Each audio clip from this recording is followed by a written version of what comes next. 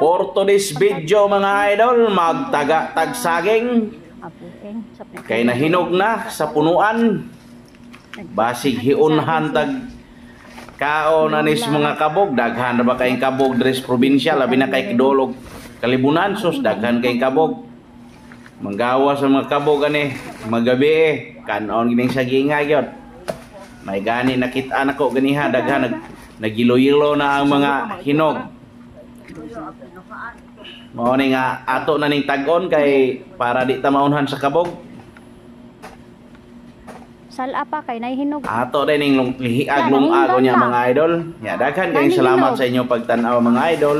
Palihog mo kong share ug subscribe sa akong YouTube channel mga idol para daghan pa mong video nga makitaan og inyong malantawan. Daghang kayong salamat mga idol.